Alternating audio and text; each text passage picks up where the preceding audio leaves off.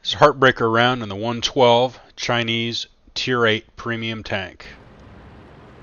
I purchased the 112 the first day it came out, and for about the first 3 days it felt like a really good tank. Kind of felt like an IS-3 with a Chinese flair to it.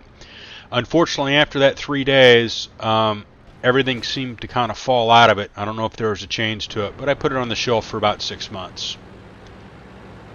The gun on the 112 is 122 millimeters. It doesn't have really good pen with it, so I have a tendency of firing some gold with it. It does have good alpha. Being a premium tank, you can actually fire gold out of it, and that compensates for the weakness of the penetration, and you'll still make money with it if you have even a reasonable gun. As you can see here, I'm trying to pixel clip the T43 behind the fountain, which is really going to be a very low percentage shot for the 112's gun. The 112 has the same number of hit points as the T34 and 50 less than an IS-6. So it's comparable in that range. The KV-5 does have about 280 more hit points. T43 has exposed himself by the fountain, and that will do him in. I'm going to cheat forward towards the courtyard a little bit, but I do have to be careful because I don't really have any help out on the one line. I don't want to be flanked.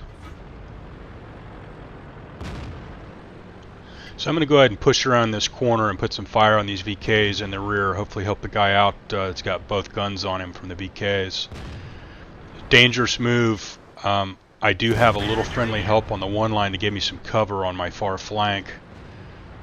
But this ain't a great spot to be in. And now I pulled out too quick because I'm used to a little bit quicker loading gun. Paid for it. I wasn't loaded when I pulled around. So I'm going to have to back out of here until the flanker gets pushed back by my one line help. He's just basically sitting there shooting my tracks. I didn't use a kit there because the amount of firepower that they were going to put on me was going to be minimal. A couple of lower caliber guns, so didn't worry about it. The frontal armor on the 112 is really very, very good. Very kind of traditional Russian heavy armor up front. The armor on the sides is very weak, however, and of course the back is terrible. I'm not going to push around that echo line again and try and put some fire on the VKs and help my ally out that's on that line. Should be able to clean this guy up. Unfortunately, that slow load time for the 112 gun, he was able to get away. Bit of a sloppy shot on my part. The 112 does have a slow aiming gun. That's one of the more irritating things about it. The turret traverse is also fairly slow, so if you're going to try and flank somebody and shoot them in the side, you actually have to start turning your turret before you pass them. Here I'm checking my back door to make sure that nobody's sneaking up on me. Looks like I'm going to have some opportunities down the echo line. Good little kill for the 112's gun, not a sure shot. Track fixed. Let's roll.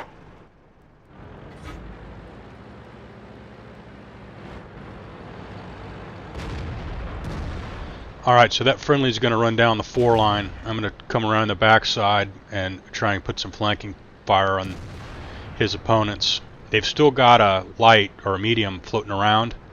Oh, there he is. There's the Pershing.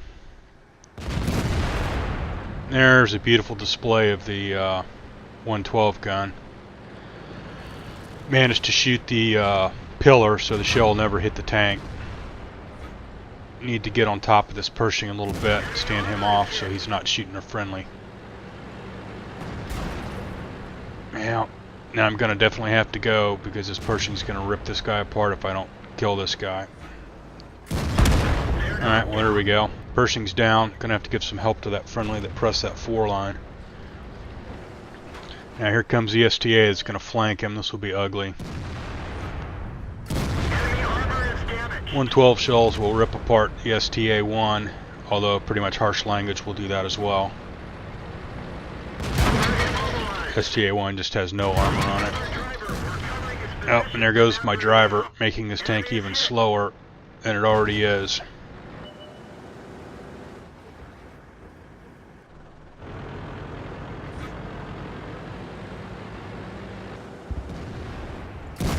Just barely missed that shot. That's one of the downsides of the 112 gun, is it is a little sloppy sometimes.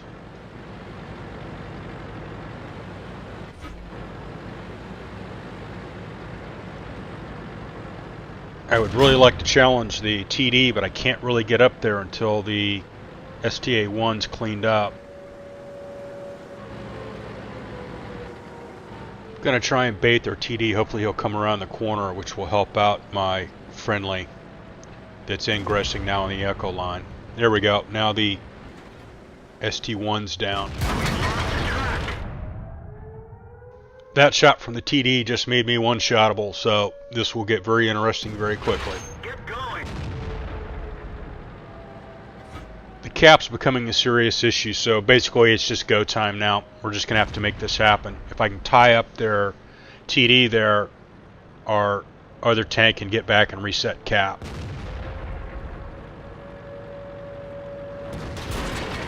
Enemy armor is hit. So I'm going to try and drive in and completely pin their TD here so he can't get out. And that will release our other tank to get back and reset cap. This is a good fight for the 112 since his gun is basically only going to be able to hit my turret or upper glacis. Unfortunately, my ally there sat to take side shots on the TD instead of heading back to cap. It's going to be really tough to get back and reset. The power to weight ratio on the 112 is less than the IS-6 and just slightly better than the T-34. Unfortunately, it looks like we're going to be just a couple of seconds short of being able to reset. This will be another heartbreaker for the 112. 1300 XP and close to 115,000 credits. Good round. Unfortunately, it was a loss. With over 6,000 damage done and blocked, that would have been enough to complete the Heavy Turret 15 mission on the initial mission. Hope you enjoy your 112. Good luck on the battlefield, and don't suck.